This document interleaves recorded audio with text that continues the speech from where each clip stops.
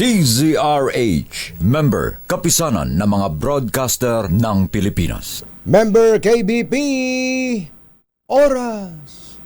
Kapopoy, 6:01 ng umaga. Humahataw, humahagupit, lumalatay na komentaryo sa himpapawid. Dos por dos. Walang takot sa paghimay sa masalimuot na isyu ng bayan. Dos por dos. Humahataw na mga balita at impormasyon. Dos por dos. Ating damhin, ating lasapin ang hagupit na Dos por Dos.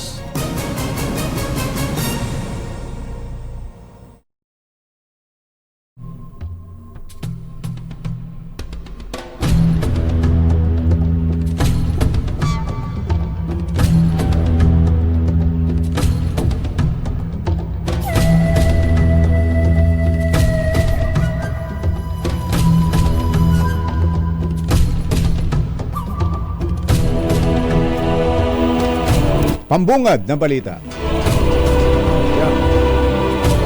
Naalarma ang Philippine Coast Guard sa natuklasan nitong sira na ang mga coral reef sa Escoda o Sabina Shoal, sa lugar kung saan nakita ang ilang Chinese maritime militia vessels na nagkukumpulan. Ito po'y sa loob ng exclusive economic zone ng Pilipinas. Sa isinagawang underwater surveys ng Coast Guard mula sa Special Covert Mission mula August 9 hanggang September 11, nakita po ang mga sirang corals at ang mistulang wala ng buhay na marine ecosystem sa Escolta. Sa Escoda Shoal. Ito po'y bukod pa sa natuklasan na naglaho ang mga coral sa Rosul o Irokes Reef, at ang China ang hinihinalang gumawa ng malawakang pag-harvest nito. Yun na. Dahil dito, paigtingin daw po ng Armed Forces of the Philippines ang pagpapatrol sa West Philippine Sea, habang 8 bansa ang nagpahayag ng interes na sumama sa Pilipinas sa pagpapatrolya sa pinagtatalunang teritoryo. Isyu ng bayan. Dos por Dos. Pag maitim ang balak, magtago ka na. Dos por Dos. Si Jerry at si Anthony, narito na. Dos por Dos. Hahataw ng todo, urado ka. Dos por Dos. Ang katotohanan, dala nila. Dos por Dos. Walang sinasamba pali, maniwala ka. Dos por Dos. Hahataw ng gusto, tol, umasa ka. Dos por Dos. Dos por Dos.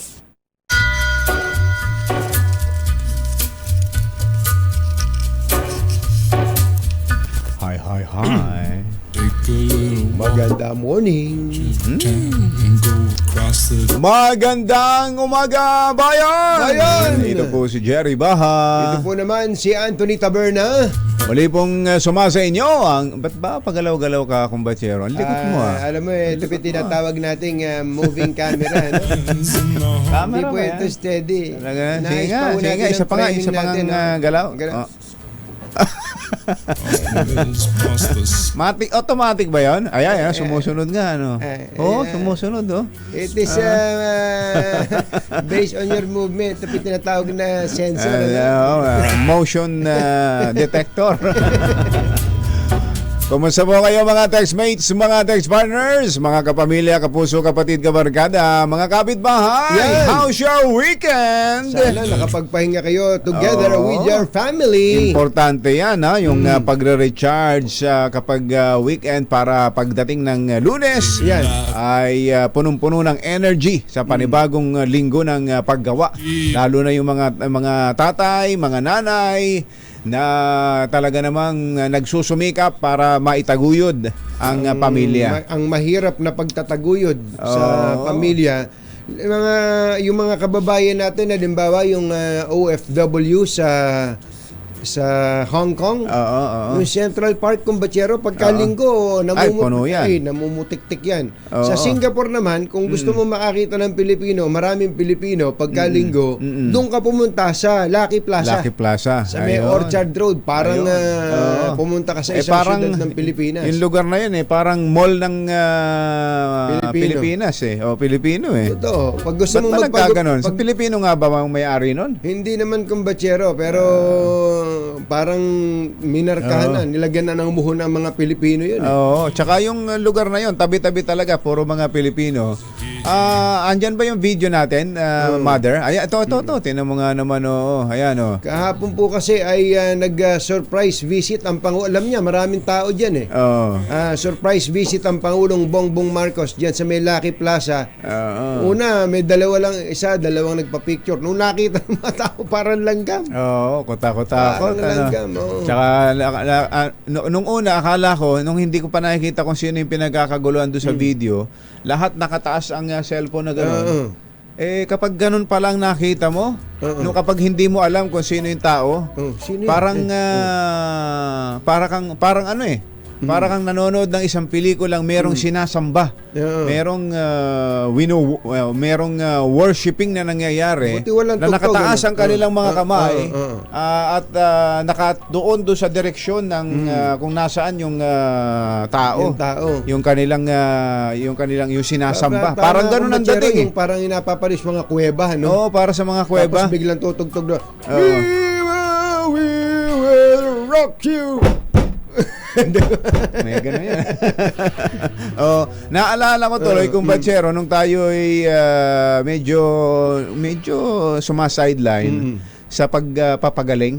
Natatanda mo ang dami ho naming napagaling sa maniwala't hindi kayo mga magulang at mga mahal na taga-subaybay. Sherwin, tatawa-tawa ka dyan. Totoo yan. Marami kaming napagaling doon sa aming... May lumapit nga sa akin Di ba kinukwento ko sa'yo? May lumapit sa akin sa... Nung minsan matsyempohan ka. Nilapitan ako. Aton yung sabi niya, maraming salamat po. Naluluha-luha pa. Bakit to? Baka akong... kasi dahil po sa inyong healing session ni Ka Jerry, gumaling po ako. Tinan niyo na. Ano daw ang sakit niya, kumbachero? Kalimot.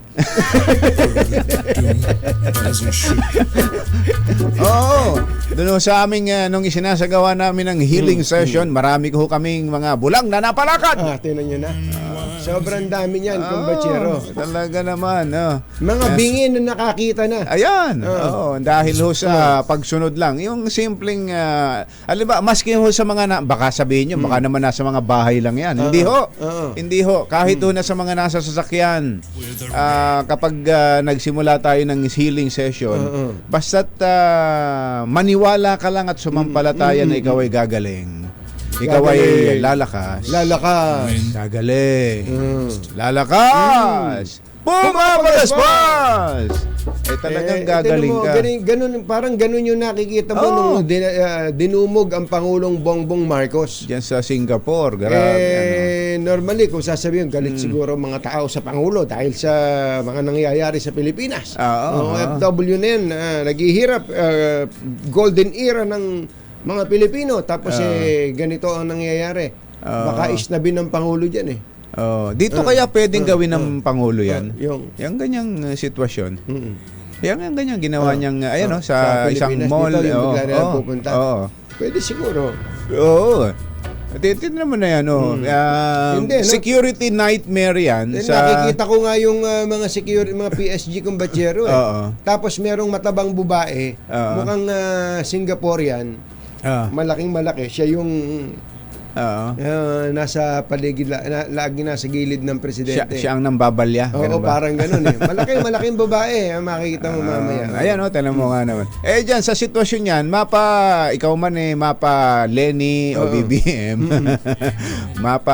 may sama ka man ng loob, o may hinaing ka. Wala. Pero kapag ganyang sitwasyon, sigurado ilalabas mo cellphone mo.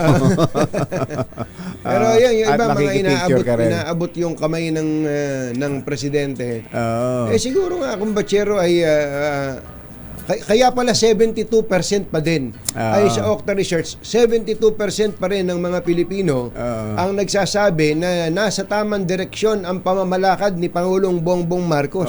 Mataas. Anong research yan? Okta Research, Okta kung Bachero. Research. Mhm. Oo, na sabi po ng Okta Research ay ginawa nila, and dito yung ni Professor, pinadala sa akin ni Professor Ranjit Rai.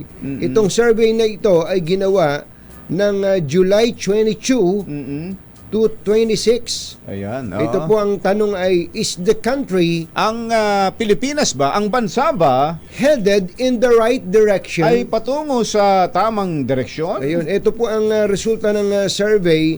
72% na nagsabi, oh! Aba, talaga. Galit pa, ha? Galit. Tapos yung 11%. Pasinghal pa yung sagot, ha?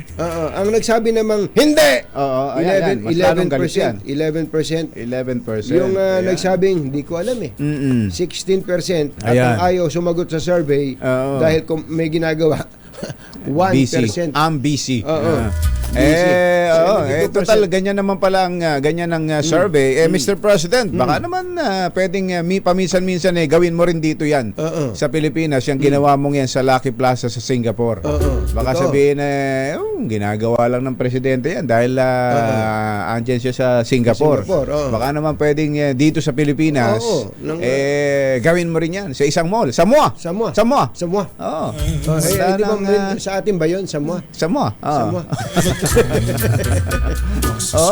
Ipakita rin ng Pangulo na dito sa Pilipinas, siya rin ay popular. Ang mga kumbachero ng bayan, katahika, Jerry Dos. Ang oras po natin, Achi, Mr. Jalom Tang, Engineer Tony Nanggel, Lakyam Chapdihon, 6:12 ng umaga. ACS Balita, susunod na. This time check is brought to you by AC. Totohanan, balitang maaasahan. ACS Balita. Walang makakaligtas, walang makakalampas. Saan mang sulok ng kapuluan, Luzon, Visayas hanggang Kamindanawan. Basta't may balita, ipagwagwagan ng sikat na tagapagbalita. ACS Balita. Kasama ang 2x2 tandem Anthony Taberna at Jerry Baha. ACS Balita. Ang programang ito ay hatid sa inyo ng ACS Manufacturing Corporation, ISO certified, maker of world-class quality Pride detergent. Araw ng Lunes, 18 ng Setyembre 2023. Narito na po ang ulo ng ating ACS Balita. LRT2 maging ang MRT3, meron daw pong 3 araw na libreng sakay sa mga civil servants simula ngayon. Secretary Ben Jokno at katropang si Secretary Balisacan pinagbibitiw ng Farmers Group, Farmers Caravan, ikinakasa. Pangulong Bongbong Marcos pinagkaguluhan ng mga OFW sa isang mall sa Singapore. Pagcor magiging purely gaming regulator na lang ayon kay Chairman Al Tenco. 40 milyong pisong halaga ng bigas na sabsam sa magkakahiwalay na operasyon, magkakahiwalay na warehouse sa Las Piñas at Cavite. Abra Police, blanco pa rin sa identity ng mga sospek at motibo sa pagpaslang sa misis ng isang judge. Magandang umaga Luzon, Visayas, Mindanao. Good morning Philippines. Hello world. Kami po ang inyong mga tagapaghatid balita. Ito po si Anthony Taberna. Ito po si Jerry Baha. At ito ang ACS Balita. sa detalye ng ating mga balita. Dito muna tayo sa ating ACS Good News. simula sa araw na ito, may libreng sakay ang mga civil servants sa LRT2 at MRT3 na ito'y tatagal po hanggang sa September 18. Opo. Alam nyo bang September 18 ngayon? Ha? Hanggang kailan ito, Mother? 3 araw. So hanggang 21. 21? 20. Oo. Ano naman ang kinalaman doon sa...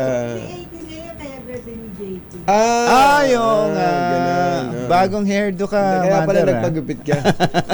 Para ka pala si Samson, medyo humihina. Pag nagugupitan.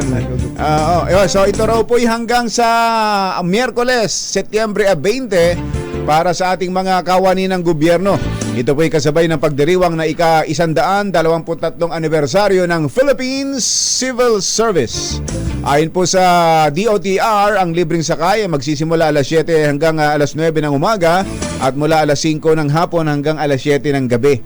Ayan, ang kailangan lang na ipakita ng ating mga civil servants ay ang kanilang government-issued ID para makapag-avail ng libreng sakay. Walang transcript yan, ha? Wala nang transcript. Hindi na kailangan yun. ID lang. Graduation picture. Hindi rin. Sa immigration yun, sa immigration. Pero dito sa LRT, para lang daw kayo makasakay ng libre mga government workers. ID lang. Ayan. Alas 6:22 ang oras ngayon. Diyos maray na aga sa Induga Boss. Mga Bicolano, mata na kamo, gising na. Bumaba ng halos 8% ang mga insidente ng krimen sa bansa sa unang siyam na buwan ng taon.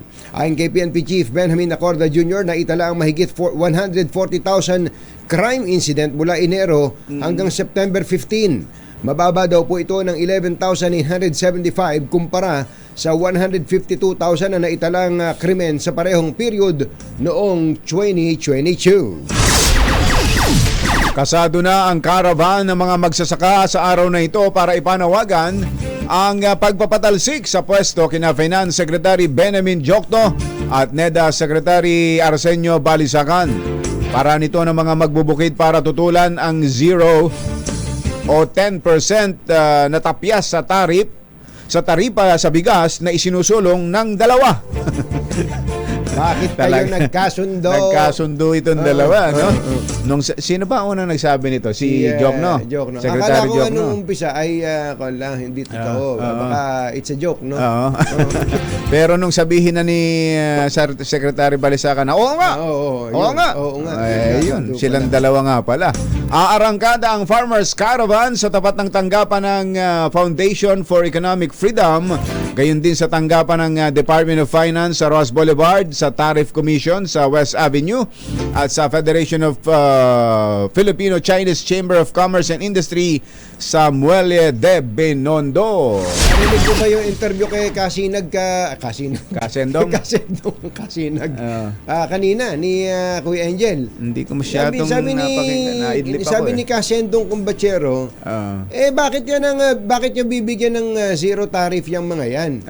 Ang ini-import ng mga iyan ay hindi naman regular milled rice o well-milled rice. Ayun na nga. Mga kanyan, mga 5% broken, ibig sabihin magagandang klase ng bigas. Ba't sila bibigyan mo ng zero tariff? Yun kasi, ang nagsasalita kasi, wala namang kinalaman sa bigas. Yun. Walang kinalaman sa agriculture. Yun! Ay, nako. Ayan tayo Nagmamagaling. Magaling. 6:25 ng umaga. Naimbaga bigat kada kayo amin. Apo, agring kayon, gising na. Dinumog at naging mainit ang pagtanggap ng mga OFW kay Pangulong Bongbong Marcos nang sorpresa itong bumisita sa Lucky Plaza Mall sa Singapore kahapon. Dumating ang Pangulo sa mall bandang tanghali upang kumustahin ng mga OFW na karaniwang nagtitipon sa sikat na department store sa kahabaan ng Orchard Road. Nga pala, Kumbachero, pagka ikaw ay nagpagupit sa Singapore, sa ibang pagupitan, sa ang mga mahal yan. sa'yo, Malaysian, gano'n. Ibang lahi. Mga 2,000 sa pera natin, okay, 3,000 sa pera natin. Baka mahal. Pero pumunta ka sa Lucky Plaza, daming barberyang Pilipino doon. Murang-mura. Murang-mura. Makakapagpagupit ka ng, parang kang nagpagupit dito sa Pilipinas. Ganon? 50 pesos? Hindi naman. Doon sa amin sa Pilinbest 2 Road. Doon sa gate papuntang gate 1, 50 pesos. Yan ba 50 pesos? Oo. Pwede mo ba akong samahan? Dati si Cabendillo 20 pesos lang. 20 pesos yan. Dating hardinero naman si Cabendillo, kaya kung magupit yun parang 5 minuto lang tapos parang na. naggupit ng halaman. Akala yata ay halaman yung ulo ko. Pero yung ibang mga pagupitan kasi dito, kumbachero, ang presyuhan na mga 150, 200 hanggang siguro ang range ay 150 to 300. Sa Lucky Plaza, makapagpapagupit ka pa halagang 300 pesos, kumbachero. Talaga. Ganun katindi. Pwede magbayad ng pesos? Peso, pwede. Meron naman palitan dun Ganun. Merong money remittance center para doon. Talagang Pilipinas yung lugar na PNB yan. doon, kumbachero. May PNB doon. PNB. May PNB, mga kainan, mga Pilipinong, mga parang karinderya. Baka kaya nagpunta si BBM doon, nagpagupit. Umiikot lang na ganun Umiikot na ganun Kaya nga nung pag-ikot niyang ganun, ang binabaan niya, yung may relo, yung Tudor ba yun? Tudor. Tudor. Tama. Yung Tudor, natanaw ko pa nga yung hospital ni Zoe hindi kaya napuntahan ni BBM diyan yung yung Tang building. Yung kay Jelom Tang. Kay Jelom Tang. Sa tabing gano'n. Sa kanto, yung sa kanto. Kung lumakad siya ng konti, abutan niya yun. Abutan niya yun. Kita niyo, nililingkis na isa. Ayan, nakita niyo. Nililingkis baka kaya doon nagpunta ang Pangulo Kumbachero, hindi siya kakaba-kaba sa security ron. Ayun na nga. Dahil ang crime rate po sa Singapore, talagang mababa. Baka pag dito, madali yung wallet ni Presidente. Ang mga OFW po ay sumisigaw at umaawit ng BBM. Ayun. Ang kanyang inisyal. Alas 6:28 ang ating oras. Naimbag na bigat kada kayo amin na po. Wag rin kayon, gising na. Magiging purely gaming regulator na lamang ang Philippine Amusement and Gaming Corporation o PAGCOR mula sa kasalukuyan itong dual role bilang operator at regulator. Yun. Oo nga, sa matagal na panahon. Tagal ng pangarap ni Chairman Altenco yan. Ganun ang nangyari dito sa PAGCOR naiintindihan nyo ba yon sa mga nakikinig sa atin? Naiintindihan nyo ba yung pagiging operator at regulator? Sagot. Opo! Mabuti na lang.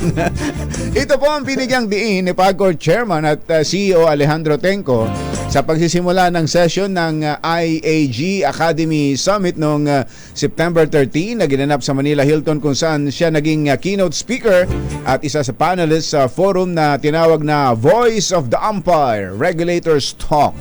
Ayon kay Tenco, plano ng bagong management na mas pagtuunan ng pansin ang tungkulin ng PAGCOR sa regulasyon. Isa pribado ang mga self-operated casino at mga self-operated casino sa bansa.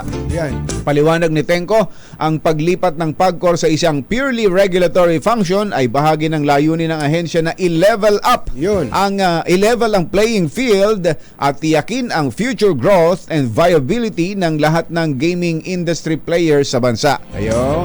Sa ngayon kasi ay may pinatatakbong casino ang PAGCOR. Casino Pilipino. Tapos yung ibang private operator, so parang nakikipag-compete pa ang PAGCOR sa ibang casino. Tapos siya rin ang regulator. Yun. Sinabi ni PAGCOR Chairman Tenco na gumagawa rin ang ahensya ng mga kinakailangang pagbabago sa corporate structure nito, business process at procedure upang gawin itong mas responsive and competitive. Yan ang best move para sa PAGCOR, kumbachero. Correct. Kaya lang kinakabahan yung ibang mga empleyado ng PAGCOR na baka sila mawalan ng trabaho. Hindi po. Ako, tingin ko hindi. Dahil ang magagaling ang mga, yung mga dealers lang ng PAGCOR, magagaling yan Malamang i-absorb din yan. Tsaka pag pinabitize yan, ang isang kondisyon doon ay i-absorb yung mga empleyado. Alas 6:30 na, laktiampwa. Umaabot po sa 40 milyong pisong halaga ng hinihinalang smuggled na bigas ang nasamsam ng Bureau of Customs sa mga ni-raid nitong warehouse sa Bacoor City, Cavite at Las Piñas City. Ang mga nakumpiskang bigas ay mula sa Vietnam, Thailand at China na nagkakahalaga ng 40 milyong piso. Sana wala talagang papeles to, ha? Oo. Sana walang papeles para maisalya na yan sa merkado. Oo. Yung katulad nung sinasabi natin. Ano yan? Sinamsam na talaga? Ayan, pinadlock nyo na naman Pinadlock. Ayan na naman tayo, pinadlock. Akala ko hinakot na eh. Oo, maganda yung ginawa nila sa Zamboanga, yung kinukwento ni Customs Commissioner Benvenido Rubio. Yung sa warehouse po na ni-raid ng Customs sa Zamboanga, higit 42,000 sacks ng bigas na nagkakahalaga ng 42 million ang nakumpiska. Ayon sa Bureau of Customs, ang mga nakumpiskang smuggled rice ay ibinebenta sa halagang higit 1,300 kada kilo o kada 25,000 sack ng bigas o 53 pesos kada kilo sa mga palengke. Mahal yun. Mahal yun. Pero ano ba yan? Yan ba yung mga regular and well-milled rice lang? Yung mga nasamsam na yan. Baka naman baka magagandang klase. Baka jasmine rice yan. Oo, baka simandoming to. Simandoming. Ayun ang problem. Pero yung sa Zamboanga, kinumpis ka talaga yun. Kinumpis ka. Ito, kinandado. Huwag yung kandado, buksan nyo. Yun, ibenta na. Ng mura. ACS Balita. Susunod! Tito Bo! May update tayo dun sa 7 taong gulang na batang babae na napatay sa bugbog ng sariling tatay. May update ho tayo dun sa tatay at sa nanay. Mukhang din. yung nanay kumbatsero mukhang sumakit ang ulo ko dun sa nanay. Mukhang ayaw pakasuhan yung kanyang mister. Oo. Talaga naman At may update din tayo dyan sa nangyaring pagpatay sa isang lady lawyer dyan sa Abra. Lahat ng yan sa pagpapatuloy ng ACS Balita. alas 6:32 ang ating oras.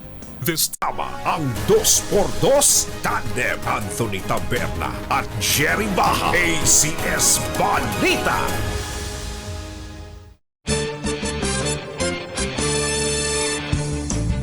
Tuloy ang ACS Balita. ACS Balita. Nanawagan ng Abra Police sa publiko na tumulong para matukoy ang mga suspect na pumatay sa abogadang misis ng isang judge sa Bangged, Abra.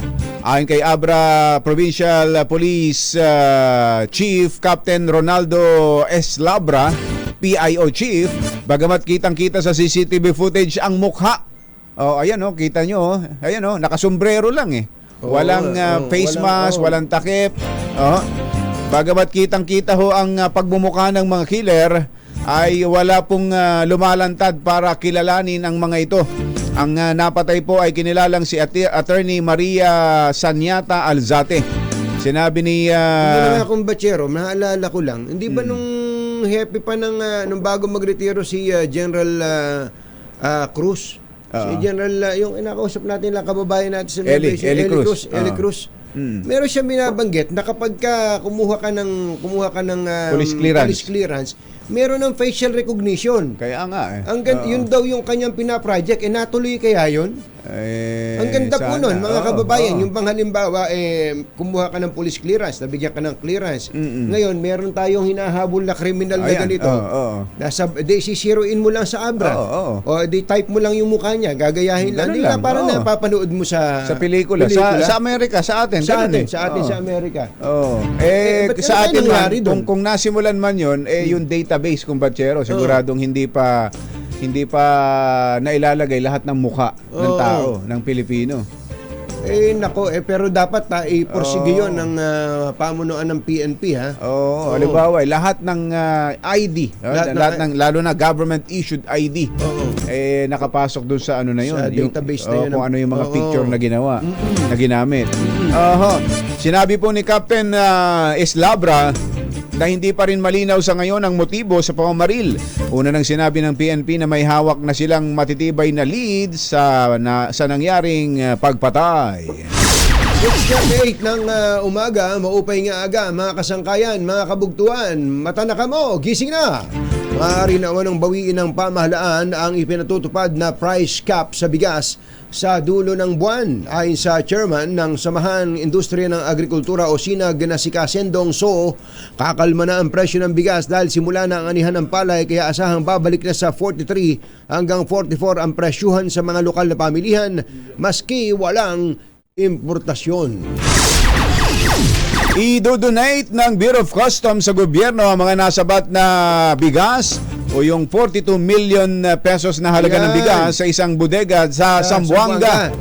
Ayon kay Attorney Benny Luntok ng Bureau of Customs Port of Zamboanga, ibibigay ang mga pusilit na bigas sa Kadiwa Program o sa DSWD at ito'y aprobado na ni Customs Commissioner Benvenido Rubio at tumango na rin at nagbigay ng thumbs up si Finance Secretary Benjamin Jokno.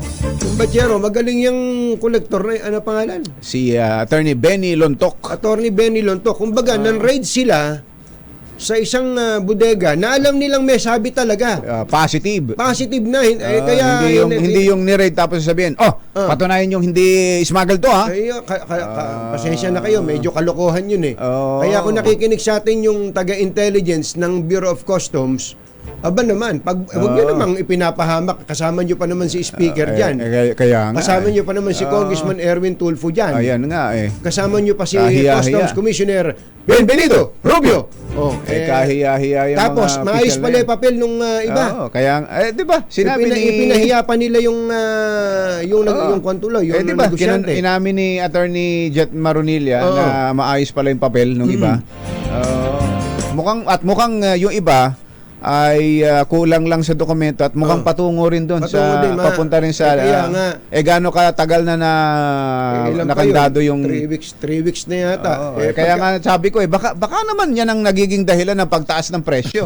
Kinakandado ninyo yung mga warehouse na yan. Baka pwede Customs Commissioner Benvenido Rubio, baka pwedeng dalhin nyo na sa intelligence yung si Attorney Benny Lontok. Benny Lontok, yan ang gawin yung happy dyan sa intelligence. Kaya nga, di ba sabi nga natin, kaya makipagtulungan sila sa iba pang mga intelligence agencies natin. Tulad ng ISAF, di ba? Mga intel agencies ng PNP, NBI. Yan, dami yan eh. Kahit na, o kaya sa DepEd. Sa DepEd, lalo na. Makipag-coordinate ho kayo doon. Sa laki ng pondo ng intelligence fund, baka meron silang info. Panginoon kung buhay ito. 6:41 ng umaga. Walong bansa ang interesadong sumama sa Pilipinas sa pagpapatrolya sa West Philippine Sea. Ang mga ito ay ang Amerika, Japan, Singapore, Australia, Malaysia, France, India at Canada. Aba, tinan mo nga naman. Gayunman sinabi ni AFP Western Command Commander Vice Admiral Albert Carlos na kailangan pag-aralang mabuti ang inaalok na tulong ng ibang bansa sa usapin ng West Philippine Sea. Alas 6:42 ang ating oras. Susunod! Dito po! Ano ito, Val? Uy, sa Kamuling Market daw, wala kayo sa amin. 40 pesos. Aba, ang kilo ng bigas dito. sabi siguro ng Kamuning. Dati mahal lagi. Ang Kamuning kasi laging nababansag ang mahal na palengke yan eh. Mahal ang tinda dyan eh. Tapos sabi ngayon sa Kamuning, 40. 40! Ano na yan? Huling tawad na, 40. Ayan ha. At, meron pala dapat na maging biyahe ang Pangulo sa New York. Tutuloy kaya? Aba? Abangan sa pagpapatuloy ng CS Balita. 6:43 ang ating oras. Mangsulok ng kapuluan, ACS Balita! ACS Balita! Ang programang ito ay hatid sa inyo ng ACS Manufacturing Corporation, ISO Certified, maker ng world-class quality pride detergent. Hi! Maganda morning! Anong araw ba today, kumbachero? Today and everyday Smart Dishwashing Day! Yuhuu! At sa ating everyday dishwashing, syempre, Smart Dishwashing Paste. Heavy duty and linis dahil may double tanggaling formula. Kaya tanggal sebo, tanggal bakterya pa. Saan ka pa? Yan ang Smart Dishwashing Paste. Sa plato, kaldero at plastic, linis, fantastic! Kaya number 1 ng Smart Dishwashing Paste, the product of ACS Manufacturing Corporation. ACS Balita! Pahinga muna si BBM, si Pangulong Bongbong Marcos sa sunod-sunod na biyahe abroad. Hindi dadalo si BBM sa 78th session ng United Nations General Assembly sa New York mula ngayong araw hanggang September 26 at siya'y kakatawanin ni DFA Secretary Enrique Manalo. Nagbuga ang Bulkan Taal sa Batangas ng 3,000 metrong usok sa Taal Lake, kaya pinapayuhan ng mga residente na magsuot ng face mask at uminom ng maraming tubig upang maiwasan ang iritasyon sa lalamunan. Ayon sa PVOX, naobserbahan ang volcanic smog o VOG mula sa bulkan at nasa 3,264 na toneladang volcanic sulfur dioxide ang ibinubuga nito kada araw. ACS Business. Balak ng Singapore-based technology company na Dyson na maglagak ng 11 billion pesos na pamumuhunan sa Pilipinas sa loob ng 2 taon. Ayon kay Presidential Communications Secretary Cheloy Garapil, pinahayag ng Dyson ang investment pledges sa pulong nito kay Pangulong BBM sa Singapore noong Sabado. Nasa 1,250 trabaho ang inaasahang malilikha ng planong expansion sa operasyon ng Dyson sa bansa. Ang investment plan ay gagamitin sa pagtatayo ng mga bagong pabrika at research and development center sa Pilipinas. Ba yung mga appliance, yung Dyson? Yata. Oo. Pati yung mga vacuum cleaner, siyang mag-isa naglilinis. Mga gamit sa bahay. Nakakita ka na ba nun? Yung robot na nagwawalis. Oo. Sabi, pagdating ko, may napuntahan akong bahay. Baba, may nagwawalis. Yung ikot ng ikot lang. Pag nabunggo, ano siya. Galing. Pero nakakalinis kaya talaga yun. Oo, mga ali-alikabok. Mainam. Dati kasi pag pinagwawalis ako niya na yun, nasa labas na binawalisan. Yung nasa ilalim ng upuan. Hindi nawawalis. Ayos! Sa sports news, umabanti na pa ang Pinay tennis sensation na si Alex Ayala sa WTA 250 event matapos dominahin ang Open Qualifier sa China. Pinaluhod ng 18 anyos na Pinay ang katunggaling si Elizabeth Mandlik ng Amerika 7-5 to 7-6. Sunod man na makikipagtuos ang number 10 seed na si Ayala sa third seed na pambato naman ng Germany. Ito na ikatlong pagkakataon na nakapasok si Ayala sa WTA main draw matapos ang tagumpay sa Thailand Open noong Enero at sa Japan Women Open noong isang linggo. Nagatid ang kabuuan ng ating ACS Balita. Ito po si Jerry Baha. Ito po naman si Anthony Taberna. Kasama ang 2x2 tandem Anthony Taberna at Jerry Baha. ACS Balita. Dos. Uy, nandito pa kami. Ayan. Walang alisan walang iwanan dito sa palatuntunang 2x2 sa DZRH. At dahil kayo po'y number 1 para sa amin. Ayan. Kaya na nga sinasabi ng survey. Salamat din po dahil ginawa nyo rin naman kaming number 1 para sa Ayan, inyo. thank you. At ganoon din kay Nanay Elizabeth Almazan. Mami Elizabeth Almazan, magandang morning. Magandang morning. Siya raw ay matagal ng taga-subaybay ng 2x2 kumbatsero. Nung araw pa. Oo. At ang Nanay Elizabeth, kahit na ako'y sinisiraan mo diyan sa mga kasama mo diyan. Pagka itim-itim yan dati. Kahit na ako'y sinisiraan mo, love ka pa rin namin, ha? Ang 2x2 pala kumbatsero, hindi man lang natin na-celebrate. 20 years na. 20 years na. 20 years na. Tingnan Noong mo nga naman, May 2003. Kaya, Nanay Elizabeth, kasama ba kayo sa mga unang taga-subaybay ng 2x2? Noong nung araw pa? Nung 30 minutes pa lang po yung 2x2 nung nag-umpisa Ang kami. natatandaan niya kasi, mataba daw ako. Alam niyo na, iba na nagagawa ng mga exercises ngayon. Kailangan nag-exercise. Kasama niyang nakatutok ngayon sa atin ay sina Gigi and Frank Castro. Aba. Magandang morning po sa inyo. Happy birthday din kay Attorney Carl Justin Mauri Apale. Ayan. Sabi ni Tony Lynn Mauri Apale and family. At good luck nga pala doon sa mga bar takers natin, bar examiners natin. Yes, nag-umpisa na nung weekend, kumbatsero. Saan pa ginagawa yung exam? Iba-ibang eskwela eskwelahan na hindi katulad kaya dati, pala. isang eskwelahan lang. Naalala mo, magka-stampede pa yan dati nung araw. Kaya pala, so merong sa UST, meron sa UP, Meron sa ganon. UP. Ay, Yan. pagbutihan ninyo ha sa mga at meron pa kayo'y nga- madadagdag na naman sa sandamakmak ng mga abogado natin. Oo.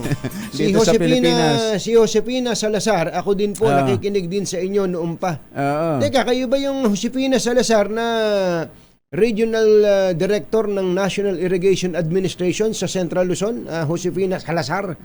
Magandang baka morning nga, at magandang morning din kay Doc Tony Liachon. Doc Tony, magandang Nandun morning. sila ngayon sa Pilar, Bataan. Magandang Ayan, morning. Ingat sa biyahe. Oo. At naghahanap ba kayo ng murang bigas? Ayan. Alam niyo ba kung saan makakakita o makakabili ng murang bigas? Hindi 41, hindi 42, hindi 44, Ayan. hindi 45, Ayan. 40 pesos. Huling tawad na. Huling tawad na. Andon sa Kamuning Public Market si RH5 Val Gonzales. Kamin Val! Jerry at Anthony, mas mababa na doon sa price ceiling na itinakda ng Department of Agriculture at ng gobyerno, kabuuan ng gobyerno. Ang mabibiling presyo ng bigas dito sa Kamuning Market, dito sa Barangay Kamuning, Quezon City, dahil dito sa aking likuran ay makikita itong 40 pesos na presyo ng regular milled rice, lokal ito. At merong Tinangan natin na itsura. I-zoom out mo nga, Val. ito, Eric Mendoza. Ito, ating I-zoom out mo, bilang i-zoom out mo. cameraman. Ayan, Zoom out. pinapakita ngayon. Naging black and white. Naging black and white. Tsaka parang naging, parang gumagalaw ah. Ito, ipapakita ko. Ilalapit ko. Ayan. Are. Aha. Ayun, oh. Ayan, yan ang- ayan May ang- kulay ano, may kulay. May dilaw-dilaw na kulay. Pero ang maganda rito, Jerry Anthony, ay buo ito. Buo ang butil nito. Walang durog-durog na Andiyan ba halo. yung nasubukan na ba nila isaing yan, yung may-ari? Andiyan ba? Kanina merong bumili rito at kausap natin. Okay naman daw. Okay naman daw. Wala daw amoy. Yun yung binabanggit importante. nung bumili kanina. Bagong ani ba yan? Ito yung mga stock si Nanay Laon. Lisa. Si Nanay Lisa ay ito, meron lang siyang customer dito dahil may nagbabayad lamang. Ito ay sariling ani nila. Yan sa Nueva Ecija. Nueva Ecija. ayos. Nanay. Kanila pala. Saan po galing ito? Nueva Ecija ba? Sa bungad po ng Nueva Ecija, San Miguel, Bulacan, sir. San Miguel. Boundary, sa boundary, Nanay Lisa. Pwede po ba? Opo, sa may boundary po. Basta dulo po ng San Miguel, Bulacan. Ayun. Sa may sakdalan. Nagpakser ng konti sa may balsog. Tama. Boundary nga, Boundary, boundary nga. Ng Bulacan at Nueva Ecija. Sa inyo po pala yung farm, Nanay. Sa tita ko po, tita po yung Mario. Sinayba ko naman. Oo. So kapag ganyan po na 40 pesos, may nakita kaming medyo may dilaw-dilaw yung ibang butil. Laon po ba yan? Laon, sir. Inani po yan ang panahon ng tagulan. Aha. Mga ilang buwan na hong pala yan bago ikinono. Mga ano po, sir, yan. Nung tagulan po yan nung pong bumaha noon. Itong June, July, ganon. Yes, sir. Aba, Yung pong iba, yung mga before pang mga tagulan, gano'n. Nai-stock po kasi yun kasi hindi gaano yung binibili ng mga commercial na buyer. Oo. Kaya naisipon po sa amin yun. Oo. Kami po yung nagbebenta. Opo. Kung po buo yung butil maganda, hindi ho ba maamoy yan pagka sinaing? Wala po, sir, kasi hindi pa naman po siya ganun kalaon. Saka, sir, buo yung butil niya kasi magagandang klase ng bigas yun. Inabutan lang ng ulan sa pagani. Yung iba nga ang binibili pa black rice, red rice, ano ba naman yung may konting dilaw, ano? Opo, sir, tsaka maayos po siya kung hindi lang po dun sa kulay dilaw. Siguro po, ang mga price dapat nito, 45 to 50. Ganun siya kagandang klase ng bigas. Totoo naman. Kung Ayos, sa 40 pesos po ba, Ma'am Lisa, Nanay Lisa, magkano na ho ang tubo doon? Yun po, sir, tubo ang hindi po makompute, sir, kasi malaki din po ang gastos . Basta ano lang po siya. Kami na po ang nagtanim. Kumbaga, kahit paano, hindi gano'n namang malulugi. Yun ang important. Ganun pala dapat yung mga trader natin diyan, magtanim na rin kayo para para maibenta ng mura sa ating mga kababayan. So wala po kayong third party, ibig sabihin wala na kayong middleman na kinukuhanan, ano? Wala na po, sir. Basta po giniling siya, diretso na po dito. Ayos yan, may kitang sigurado, Sigurado ho yan, may kita. Dahil wala na kayong Mara- middleman. Apo, sir. Marami pa ho ba yung 40 pesos per kilo na yan? Konti na rin po, sir, kasi nung mga yung mga kasamahan namin dito sa may palengke, napukuhanan din po dito. Pambenta po din ng mababa. Mga ilan na lang po natira sa inyo? Siguro po, sir, ito mga 20 to 30 na lang. Kaban? Kaban, sir. Oo, sir, Aba, kaban. marami-rami pa. Apo, sir. Pwede pa yan. Aabot pa ako. Aabot pa ako. Tadaanan ko mamaya sa Kamuning.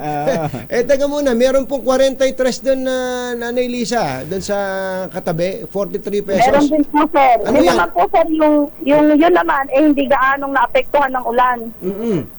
No, hindi po siya gaano naapektuhan. May kaunti lang po siyang dilaw kasi pag nagbilad po sa mga bilaran, may mga naiipong kaunting mamasa-masa. Yun po kasi, hindi natuto yung gaano, kaya madilaw. Ayun. Ayos. At least meron tayong choices. Ulitin natin, dito sa Kamuning Market, may 40 pesos, may 43 pesos. Ang tawag po ba dyan well-milled rice din? Po, sir. Opo, sir. Ayan, well-milled Regular. rice. Regular. Opo, sir. Regular. Regular milled rice. Okay. Thank you. po. Thank you.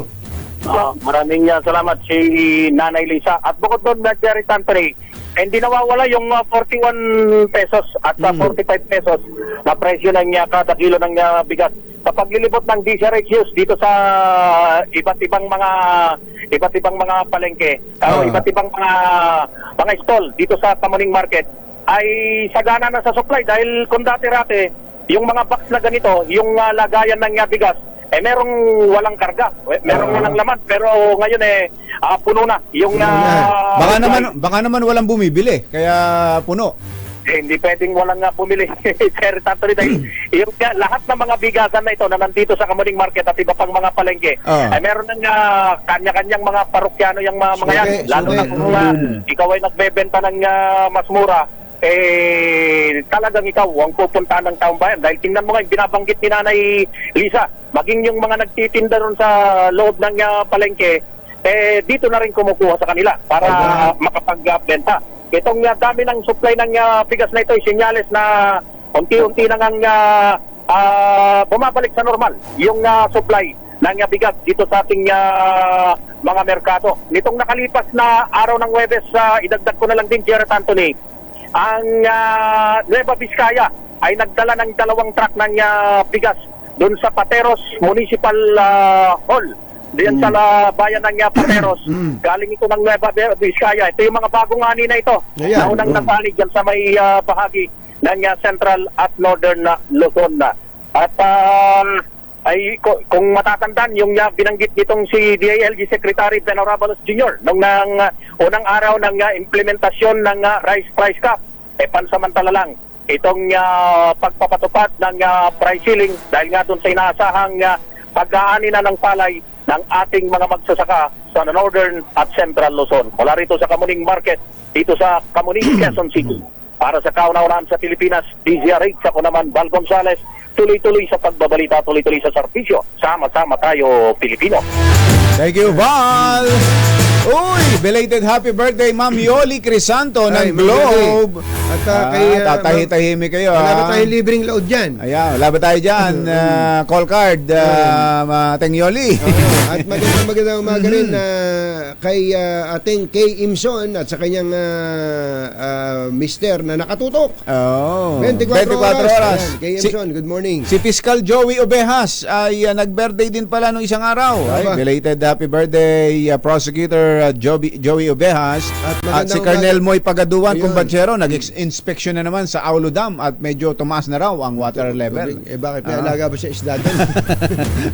May mga bulig yata siyang pinakawalan doon. Ayun, at magandang umaga rin pala, kumbatsero. Happy birthday, belated happy birthday kay Attorney Melvin Matibag. Ay, Attorney Melvin Matibag. Happy birthday. Happy birthday, Kaselo Lagmay. Kumusta ba mga ani ninyo dyan sa Saragossa, Nueva Ecija?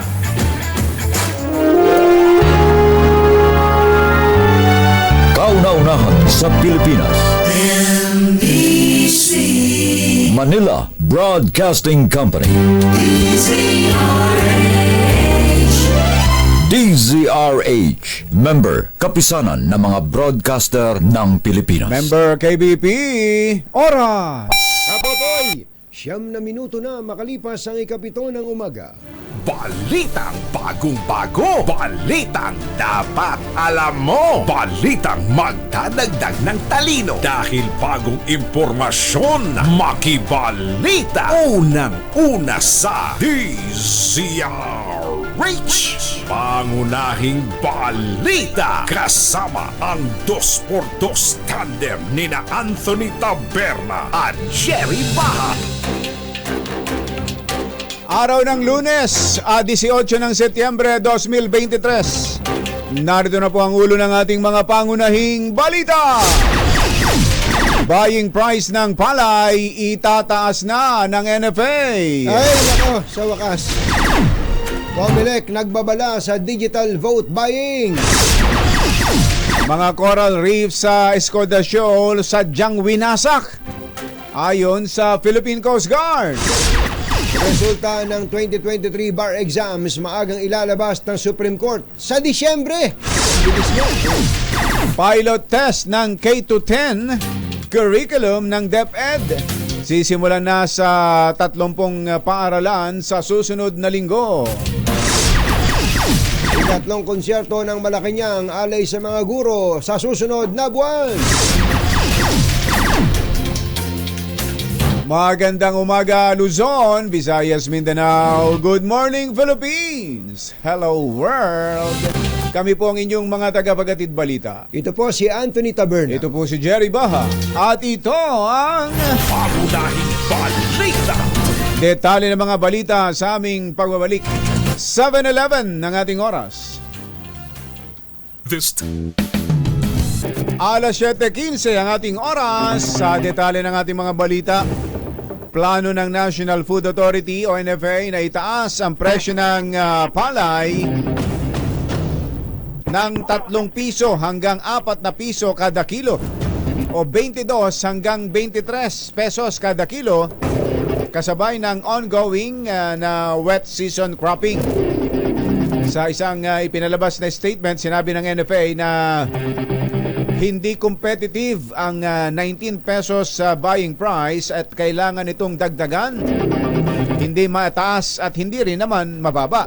Ayon sa NFA, ang panukalang itaas ang buying price ng palay ay nasa desisyon ng NFA Board na pinamumunuan mismo ni Pangulong Bongbong Marcos at inaasahang maaprobahan ito hanggang ngayong may bago ng hepe ng ahensya sa katauhan ni Robert Rayo Bioco.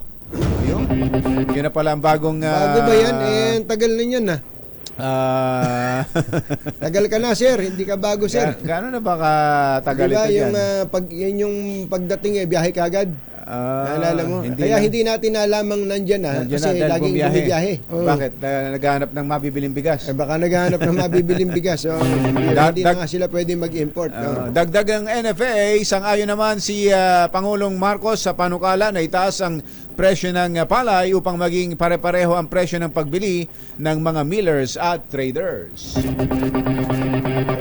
Nagbabala ang Commission on Elections na maaaring makasuhan ang mga electronic wallet operator kapag pinayagan nila ang pag-iral ng vote buying gamit ang kanilang app sa nalalapit na barangay at sangguniang kabataan election sa Oktubre. So hindi lang yung mga sangkot sa vote buying, yung namimili ng boto at yung nagbebenta, kundi pati yung app. Pati app. Ayon kay Papapanagutin nila. Chairman George Garcia, naiparating na nila sa GCash, Ayan. Maya at iba pang kumpanya na mobile payment services na mahaharap sila sa kaso kapag nakipagsabwatan sa vote buying. Ayun. Pinayuhan din ni Garcia ang kumpanya na magsagawa ng mahigpit na monitoring sa kanilang mga transaksyon, lalo na sa panahon ng eleksyon. Ayun. Dapat anyang maging alerto ang mga kumpanya kung ang nagpapadala ng pera araw-araw ay nasa 50 hanggang 200 individual. Ayun. Yung transaction, yung number of transactions. Pero yan lang bang e-wallet sa atin ngayon? GCash at Paymaya? Meron pa, marami pa akong batsero. Binanggit lang yan. Paymaya ba yun o Maya lang? Maya, inalis na Pay. Inalis na yung Inalis na Pay. yung, Maya na lang. Pay, Yung Startol dati na kinontrata pa sa... Saan ba kinontrata yun? Sa yung panahon ng pandemic. Oo, yung kinontrata sa DSWD. Oo, nasa na yun? Nasa na yun? Wala naman daw silang pera. Nagulat nga sila. Tapos bigla silang kakontrata ng gobyerno. Ayun. Marami pa. Nawala ngayon. Nawala na. Alam na alam Ibig sabihin. Gimmick lang yun eh. Ay, nako. Ako na ba? Ayoko na. Sa ibang balita, ibinunyag ng Philippine Coast Guard ang sadyang pagsira sa mga coral reefs sa Escoda o Sabina Shoal kung saan naispatan ng nagkukumpulang mga barko ng China. Sa underwater survey ng Coast Guard, nadiskubre nila ang mga durug-durug ng corals sa bahura at ang tila wala ng buhay na marine ecosystem. Ayon kay Coast Guard spokesman Commodore J. Tariela, posibleng Chinese maritime militia vessels ang nagwasak sa mga coral reefs na banta sa kabuhayan ng mga mangingisda, gayon din sa ecosystem. Ang inilantad ni Tariela ay bukod pa sa isiniwalat ng AFP na kinalbo ng China ang mga coral sa Rozul o Iroquois Reef sa bahagi ng West Philippine Sea. Dapat malaman ng buong mundo yan. Oo. Yung ginagawa po na yan. Sherwin, pakita nga uli nung mga coral reefs na wasak na. Oo. Pakilabas mo nga yung Pakilabas mo nga video. Yan po yung Chinese militia. Ayan. Yung Napakarami na yan. katakot-takot ng mga vessel po na yan. Kunwari mga mangingisda, hindi naman nangingisda. Nangingisda lang siguro nung kinakain nila dyan. Oo. Pero wala, tsaka hindi na umaalis. Hindi na bumabalik sa pampang nila. Picture? Andyan ba yung dyaryo mo dyan sa front page sa Inquirer eh? May video ba tayo yan? Pakita mo yung pinapakita ko sa front page sa Inquirer. Yung ipinakita ng ano? Yan mismo kumbachero, hawak-hawak mo sa front page. Eto. Yan po yan, tingnan niyo po yung coral reef, winasak po. Sinadya pong wasakin yan, sabi nung durug-durug. Dapat ito dapat ito mailabas ng sa buong mundo. Sa buong mundo, hindi po ito sabihin na natin kumbachero na kunwari kanila yan. Kunwari kanila yan, ganyan ba gagawin nila sa coral reefs? At saka kahit pa kanila yan. Sakop nila yan. Pero yan, siguro ito ho ang magandang pagkakataon para matawag ang atensyon ng buong mundo para hindi lang na pag-uusapan China, US, America, hindi lang. Kundi ito ng marine ecosystem. Itong mga coral reefs na winasak dyan, na hindi lang sinadyang winasak, na hindi lang mga Pilipino, hindi lang mga Chinese ang maapektuhan, kundi ang populasyon ng buong mundo. Dahil dyan nabubuhay ang mga isda Dyan ang ingitlog, dyan nagpaparami. Grabe ang pagkakadurog, Ayan pambihira. Nakakabasag din ang puso yan, mga kababayan. Tama lang na i-call out sila ng buong mundo. Ito pong China sa ginagawa po nila na ito. Samantala, posible pong mailabas bago magpasko ang resulta ng 2023 bar examinations na nagsimula na kahapon. Ayon kay Bar Chairperson at Associate Justice Ramon Paul Hernando, nais nilang mapaikli ang matagal na paghihintay ng mga bar examinee habang sa Disyembre rin itinakda ang sabay-sabay na oath-taking at signing ng rolls of attorneys ng mga makakapasang aspiring lawyer. Magpapatuloy ang bar exam sa Setyembre 20 at 24 sa 14 na itinakdang testing centers nationwide.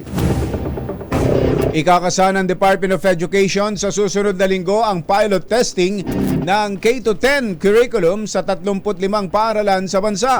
Ang programa ay tumutukoy sa nirevise na grade 1 to 10 curriculum na tinawag na Matatag. Ito'y dati ginawang K-12. So gagawing K-10 naman ngayon. Yung curriculum. Oo. Layunin ng hakbang na mapahusay pa ang pagtuturo sa basic education at maihanda ang mga mag-aaral at guro sa pagsabak sa matinding kompetisyon. Tampok ang mga guro sa ikatlong serye ng konsyerto sa Palasyo sa Oktubre 1 na gagawin sa Malacanang. Ayon sa Presidential Communications Office, itatanghal sa concert ang mga talented performer na iaanunsyo sa mga susunod na araw. Sinabi pa ng PCO na ang gabi ng October 3 ay mapupuno ng musika mula sa mga talentadong magtatanghal at alay ito sa mga pinakamamahal na guro. Ang Malacanang concert ay mapapanood sa streamed live sa official Facebook page ng konsyerto sa Palasyo at gayon din sa RTVM o Radio Television Malacanang. Mapapanood din ito ng live broadcast sa YouTube channel ng RTVM.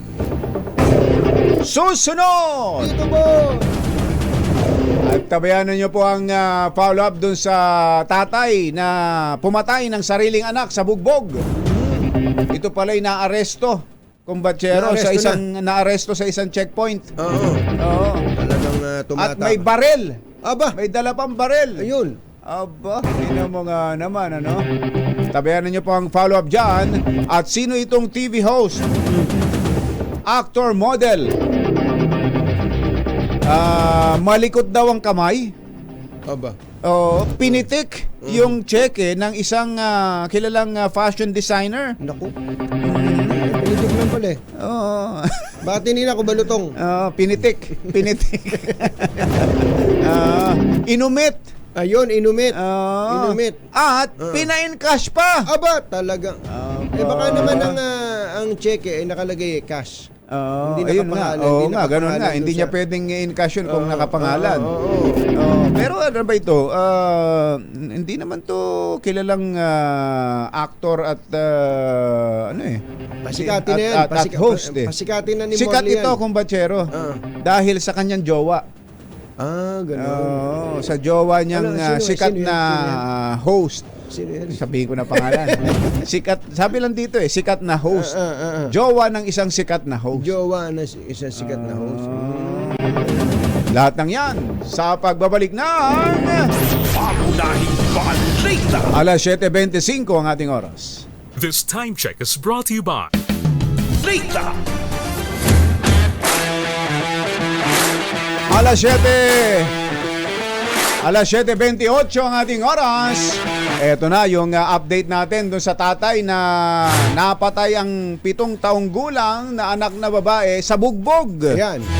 Pero nahuli na sa isang checkpoint. May dala pang baril. RH52 Edniel Parosa. Kami Edniel!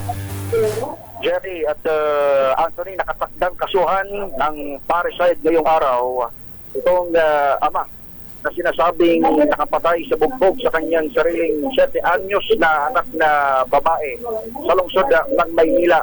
Naaresto noong nakaraang linggo pa si Tatay Danilo Loren dahil sa hiwalay na kaso. Ito nga yung pag-iingat ng baril lalabas sa Omnibus Election Code. Yan ba na umiiral simula pa noong nakaraang linggo o simula pa noong katapusan ng Agosto. Pero ang sinasabi, Anthony at Jerry, itong si Tatay Loren, isang linggo o ilang araw, matapos siyang mahuli at matapos siyang umamin, mayroon siyang bit-bit na pang self-defense. Tama ba, Tatay? Ang sinasabi niyo ngayon, wala kayong baril. Hindi totoo na mayroon kang baril. Kasama natin si Anthony Taveras, Jerry Baha. Kasama natin si Tatay Carlo Danilo Loren. Tatay, kamusta ho kayo pagtapos nung pangyari sa anak niyo yon, insidente last week?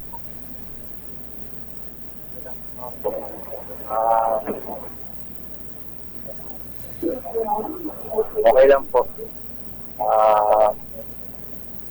Bakit din po tayo mawalan ng anak. Pero saktan ko lang naman po yung anak ko na pahali ko lang naman po. Kaya naman po itong ginawa.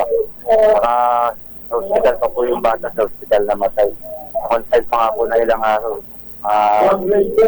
Stage po bago mawalan ng bata. Pero wala po akong baril na nahulihan. Kahit anong gamit. Hindi ako umawak ng baril. Buong buhay. Ibang po ako sinilig sa away. Mahimik na tao lang po ako. Huwag trabaho lang ang ginagawa ko. Hindi ka umahawak ng baril. Pero nung nakaraan ko, sinabi mo sa harap ng media na meron kang minsan sa caliber 13. Wala po siya. Sabi ko lang po yun. Wala po akong gamit kahit sa bahay, wala po akong gamit. Kahit nakatawa ko po ang kadalan. Buong buhay ko po siya umahawak ng baril. Walang mangyari doon sa anak mo. Wala nangyari sa anak mo. Ilang araw kang nagtago umano. Nakita ka ulit doon sa harap ng bahay niyo. Tama. Saan ka naglagay? Saan ka naglagay ng mga panon na yun? Sa panglakan lang po. Kaya ito, kalakan-lakan. Sabi ng dahil gaano po ako yung nangangalakal. Yan po. Yung namumulat ng mga bote, pinabit sa jackpot. Ayaw lang po yung pangkain palagi. Kaya lang po. So, tulog ko sa tabi-tabi lang po. Binyas magabi. Sa Balinado. Ano mga Christian, kung ano ba nangyari? Bakit niya sinaktan? Edniel. Bakit niya sinaktan at bakit niya binugbog yung kanyang anak? Ang binabanggit tatay nung lola, hindi raw nagbalik ng sukuli itong si Catherine Joy. Nagalit na raw, kaya mo siya nabugbog. Ikaw po, anong dahilan kung bakit mo nagawa yun sa anak mo? Ano po yun kasi tulog po ako noon, galing ang trabaho. Gising lang po sa hinga, nalipungata lang ako. Kaya ako puro napalo. Dalawa pa ko sila ng kapatid niya, yung gusto kong anak. Pero hindi ko po inutusan yung bata. Kasi galing po ang trabaho nung madaling araw na ako nakauwi. Alas 5 eh. Gising ako ng mga bandang magalang po. Ako nalipungata lang po, kaya napalo. Anong klaseng pamamalo ba? Paano ba niya Carlo, paano mo ba pinalo yung anak mo? Kamay lang po yung ginamit ko. Kamay? Saan mo pinalo? Sa braso lang po. Sa braso? Sa braso? Oo. Hindi mo sinakal, Carlo? Hindi mo sinakal? Hindi mo raw sinakal. Hindi po. Hindi mo po magagawa sa anak ko. Oo. Makapalo lang po ako. Pero ang kwento ng mga kapitbahay ninyo, madalis mo daw paluin ang anak mo eh. Madalas mo raw saktan ang anak mo.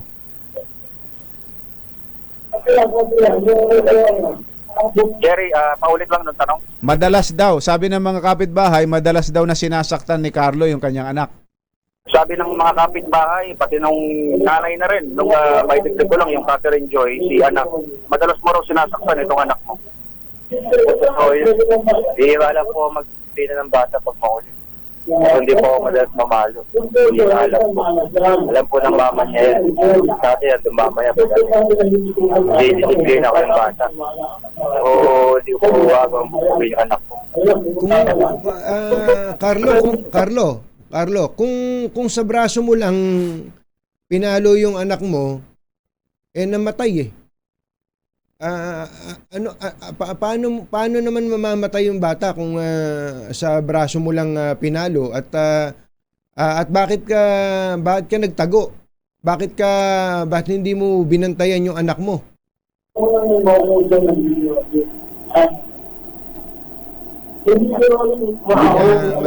Sige, ikaw na, magtanong. Ano lang, Anthony at Jerry, dito sa labas kasi namin, ay ongoing yung flag ceremony ng MPDC. Sige, ikaw na mag-relay ng tanong. Ikaw mag-relay ng tanong, Edniel.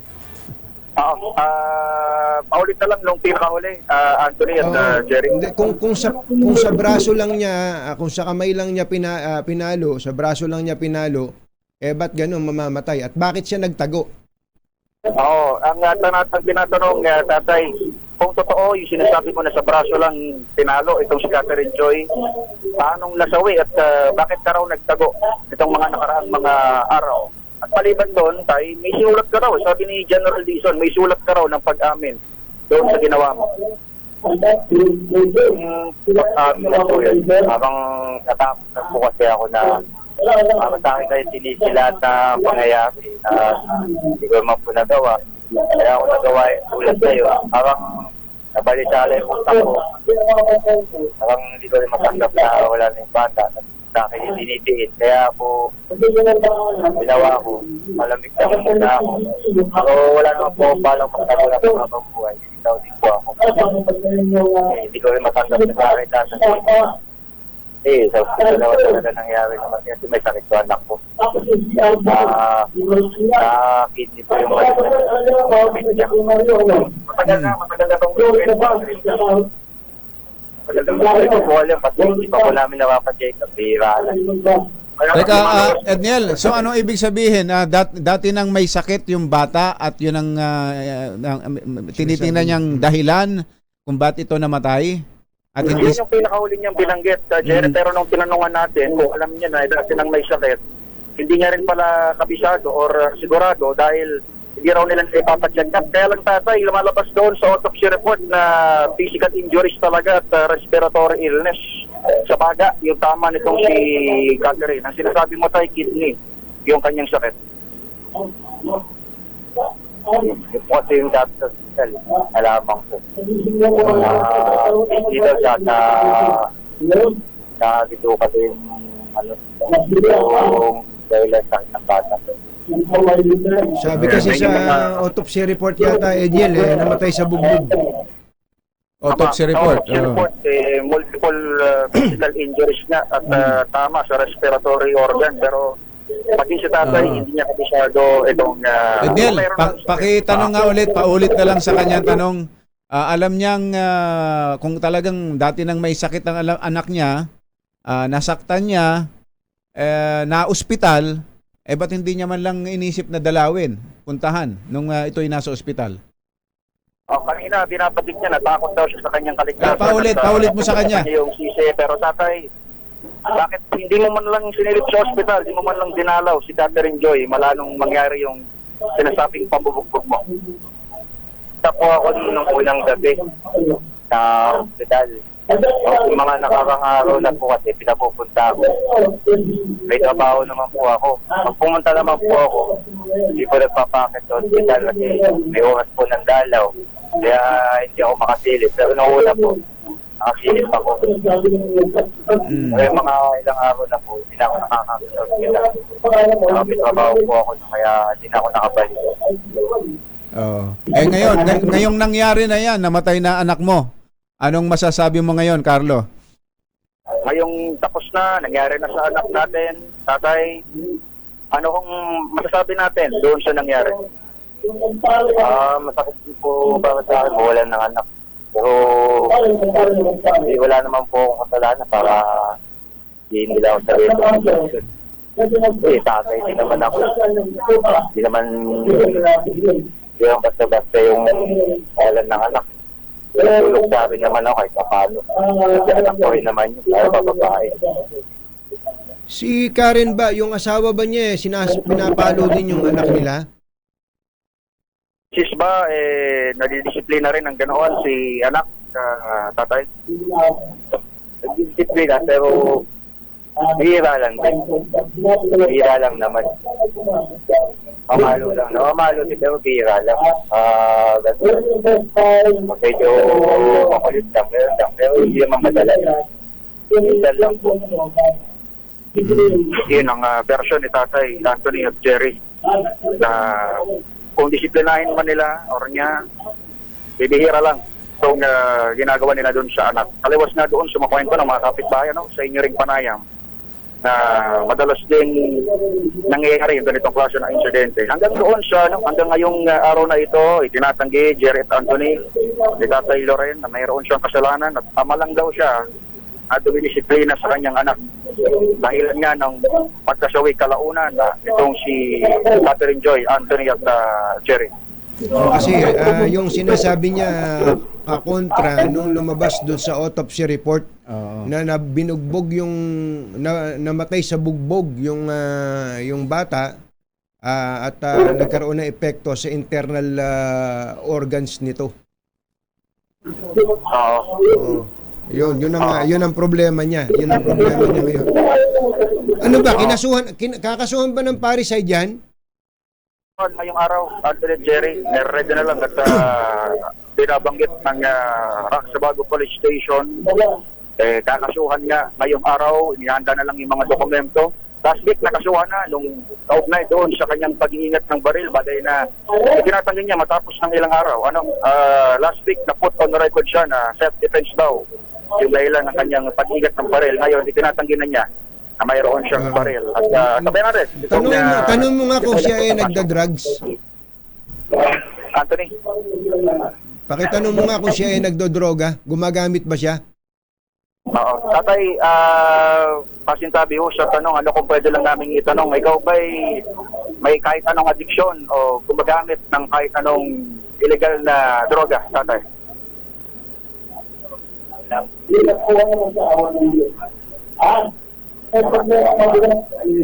Ano sabi? Wala? Wala raw. Hindi raw siya nagda-drugs. Wala siyang ginagamit na kahit ano. Okay. Thank you, Adniel. Maraming salamat, tatay. At live pa rin mula rito sa Raksabago Police Station ng Manila Police District. Ito si Adniel Parrosa. Tuloy-tuloy sa pagbabalita, tuloy-tuloy sa serbisyo. Sama-sama tayong Pilipino. Thank you, Adniel. Samantala, palaisipan daw po kay Senator Chis Escudero kung bakit hindi pa rin nakakasuhan ang mga nasa likod ng pag-iimbak ng mahigit kalahating bilyong pisong halaga ng pinaniniwala ang smuggled rice na dyan sa Bulacan. Sinabi ng mambabatas na 2 linggo mula nang i-raid ng Bureau of Customs ang mga bodega ng bigas sa bayan ng Balagtas ay wala nang narinig ang publiko sa sumunod na istorya. Hindi ka kasi nakikinig sa amin, Senator Chis. Yan ang hirap sa iyo. Busy ka yata. Nagtataka din si Escudero sa pagtanggi ng customs na isiwalat ang pangalan o identity ng mga negosyante na sangkot sa rice smuggling at hoarding mula sa mga bodega na kanilang sinasalakay. Samantala, mistulang may nagsulsol na mga importers para isulong na ibaba ang taripa sa bigas. Sa panayam ng DZRH, sinabi ni Rosendo So, chairman ng Samahang Industriya ng Agrikultura, hindi maipaliwanag sa pagdinig ng Tariff Commission kung bakit dapat ibaba ang taripa. Malinaw umano ng mga importers at hindi mga consumers ang makikinabang dito. Muling iginit ni Casendong na dapat mag-resign sina Finance Secretary Ben Jokno at National Economic Development Authority Secretary Arsenio Balisacan. Sa tariff hearing, walang ma-explain doon sa tariff commission kung bakit kailangan ibaba yung taripa. Dahil ka-Angel, harvest time natin ngayon. Expect talaga natin yung presyo. Nasa 23 to 24 pesos yung palay and yung presyo ng bigas babalik doon sa 43 pesos na nakikita natin. Si Casendong ng Sinag. Nangako ang Pangulong Bongbong Marcos na sosolusyonan ng kanyang administrasyon ang malalang trapiko sa Pilipinas.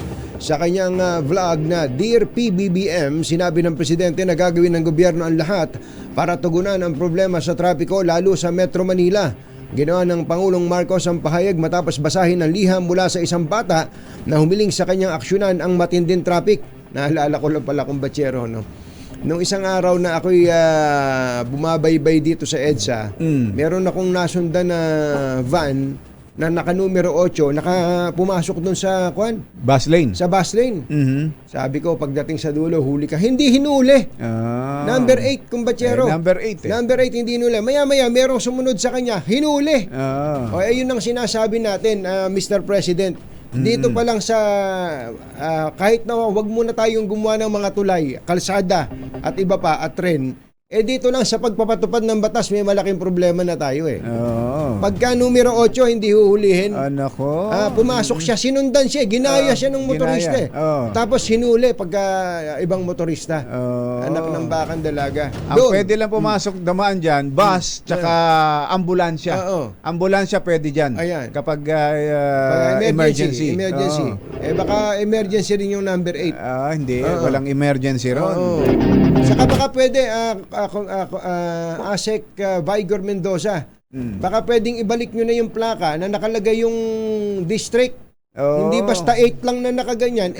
Lagay nyo yung para district. makilala. Total, gusto nilang ipakilalang kongresista sila. pakilala sila kung anong district sila. Lagay nila yung district nila. 3rd District, Basilan, gano'n. Ayan, ayan. Samantala, magbibigay ng 10 motorcycle unit ang DILG sa MMDA. Pangungunahan ni DILG Secretary Benhur Abalos ang pagda-turnover ng 10 motorsiklo ngayong araw sa tanggapan ng MMDA. Ayon kay Abalos, donasyon ng DILG na sabing mga motorsiklo sa Motorcycle Academy ng MMDA. Susundan ng turnover ceremony ng press conference kasama sina Abalos at MMDA Chairman Romando Artes. Arestado sa buy-bust operation ang 2 tulak ng illegal na droga sa Quiapo, Maynila. Kinilala ang mga naaresto na sina Hashim Ismail alias Ali at Tutin Kusap. Sa report ng PIDEA 4A, nasa kote ang 2 kasunod ng ikinasang operasyon sa basement level ng Isitan Recto. Nasamsam sa operasyon ang nasa 500 gramo ng hinihinala ang shabu na ang halagay aabot sa mahigit 3 milyong piso. Susunod! Tito Boy! Sino ito? Sino itong TV host, actor na malikot daw ang kamay? Yan. Pina-encash pa ang naomit na cheque ng isang fashion designer. Sa pagpapatuloy ng Pangunahing balita. 7:46 ang ating oras. Nangunguna at mga bagong balita sa DZRH. Pangunahing balita. Pangunahing balita sa showbiz. Yeehaw! Ay, ating Abel De Leon ng Manila Bulletin. Magandang morning. Isang karangalang may nakikinig sa atin. Nag-iimbita raw lagi si ES Ed Ermita dyan sa Batangas. Kala ko sa Manila Hotel. Baka, ating Abel, baka pa naman pwede sabihan si ES na malapit-lapit. dito na lang muna sa susunod na lang yung sa Batangas. Gusto na ba baka magkameron tayo dyan? Kaya, baka magkameron tayo. Ay, galit na galit si Abel dito sa wala daw ka-remorse yung tatay na nakapatay ng anak. Tinatanong kung nasaan. Mukhang susugurin ni Abel. Wag. Ating Abel, wag. Andyan sa Rahabago Station ng MPD. Magunos dili ka. At si Attorney Raymond Ventura naman ay busit na busit dun sa kinukwento ko. Na may number 8, numero 8 na hindi hinuhuli, pumasok dun sa bus lane. May problema dun, yung enforcer dun, MMDA enforcer dun. Araw-araw po ako sa EDSA, Selective Enforcement Justice Abuse of Authority. Madami ang nag-aapo. Kuyang Els Bartholomew, magandang morning. Kumusta ba si Kuya Nick? Kasama raw silang nakatutok. At binabati lang natin, kumbatsero, ang isang importanteng tao, si Kuya Marlon Santos ng Happy birthday. Kuya Marlon Santos. Happy Saan ba siya ngayon? Diyan sa Central. Sa Central. Kuya iba naman yung Colonel Marlon Santos. Iba, kapangalan kaya akala ko siya iba naman. Magkapangalan pala sila. Eto na. Sino nga ba ring guwapo raw na celebrity host na malikot ang kamay, makati ang kamay. Yung inumit na cheque, in-encash pa. Gatid sa atin ang ating showbiz legend, Morley Alinio. Magandang morning, Morley! Yes! Magandang morning, Luzon, Visayas at Mindanao. Good morning, Ka Jerry and Ka Tuning. Uy, nako, ito sa ating sino daw? Ano daw? Ay nakakaloka as in super mega nakababaliw ang isang gwapong TV host, actor, dahil bago pala siya naging jowa ng isang kilalang actor din sa Pilipinas, naging boy toy ito ng isang fashion designer. Uy, ang nakakaloka sa super mega kabaliw ay pinagkatiwalaan ito sa bahay. One time daw ay nagulat itong si fashion designer ay nagpaalam itong si actor na uuwi ng kanilang probinsya. Pero nung kanyang malaman, ng kanyang mapagtanto, nawawala ang kanyang cheque na pwede nang in-cash anytime. Magkano? 56,000. 56,000. Malaki-laki din, ha? Malaki-laki din. Umiral daw ang pagiging magna cum laude. Ayan. Pagiging Magna. Magnanakaw. Baka naman kasi yung fashion designer na yan nung araw na kanyang jowa. Baka utang, baka may utang yan. Baka naman baka naman tipid na tipid siya. Ay, hindi naman. Talagang binuhay talaga siya ng maayos, ng maganda. At saka kahit tinipid siya, dapat hindi niya gagawin yun dahil pang-uumit ay pang-uumit. Isang malaking bawal yun. Totoo yun. Tama. Eto na yun. Nagulat itong si fashion designer, nawawala ang kanyang 56,000 na cheque. Nagulat siya at inalam niya, tinirace niya kung saan napunta to. Dahil hindi siya makapaniwala. Dahil dalawa lang sila ng naturang aktor na nung una tinatanong niya, ano ba ginawa mo? Ikaw bang kumuha? Saan mo dinala? Hindi nagsasalita. So, inalam nitong si fashion designer kung saan ininkas ang kanyang pera. At ito ay na-inkas mismo doon sa malapit sa lugar ng nasabing actor TV host. So, napagtanto, pinawagan. Akto na, alam ko na kung saan mo pinetika, saan mo pinapapalit. Hindi na ngayon nakaimik ang nasabing aktor. Kaya nakiusap itong fashion designer na kung may natitira pa, isoli mo ibalik naman na lang. sa akin. At napakabait naman itong si actor TV host. Dahil yung nalalabing 15,000 pesos, kanyang isinauli sa fashion designer. Diba? Mabait din naman pala kahit nag-uumit, ibinalik. Ang naturang aktor na nang umit ng cheque sa isang fashion designer. Na may jowa na rin ngayon na iba. May jowa na ito ngayon. Na sikat na sikat. I see actor. Maikli lang ang pangalan nito eh. Very, very short. Siguro hindi ko na kailangan sabihin. Basta kilala na naman kung sino yung mga actor na very, very short ang names yung in show. Yung jowa niya. Short din. Short din. Pero short ba o matangkad yung jowa niya? Matangkad yung jowa niya. At saka sikat na sikat. Yan. By mayor o vice? Parang Vice mayor. Parang gusto kong manahimik na lang. Kilala ba ni Chang Ami yan? Malamang, kilala ni Chang Ami yan na laging nakatutok dito sa ating programa. Chang Ami Perez, hello! Ay, laging nakatutok sa atin yan, ha? Oo, laging nakatutok. Saka daw, yung kanyang best friend na si Roderick Paulate. Ayan. Together si Roderick Paulate and Marcel Soriano, ha? Yan ang ating DZRH Obisatas News. Ito po ang inyong RH47. Morley Alinio, tuloy-tuloy sa pagbabalita, tuloy-tuloy sa serbisyo. Sama-sama tayo Pilipino. Babu! Magsasagawa ng send-off ceremony ang Philippine Sports Commission para sa mga atletang sasabak sa Asian Games at Asian Para Games ngayong araw, PICC, Pasay City. Aabot sa 500 atleta ang mag-represent sa Pilipinas sa 19th Asian Games at 4th Asian Para Games na isasagawa sa Hangzhou, China. Ayon sa PSC, mabibigyan ng monetary allowance ang lahat ng mga sasabak na atleta at tiyak na bibigay din ng lahat ng uri na suporta para sa mga sports heroes. Nagatid ng kabuuan ng ating mga pangunahing balita. Ito po si Jerry Baha. Ito po naman si Anthony Taberna. Pangunahing balita.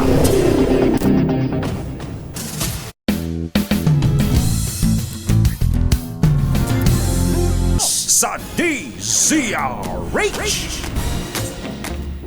Ahay! Araw, ulan, araw. Change of season. Baka may kailangan na i-change sa inyong mga bahay. Buti na lang, may bubong na maaasahan. Gawa sa state-of-the-art technology. May aluminum na. May pintura pa.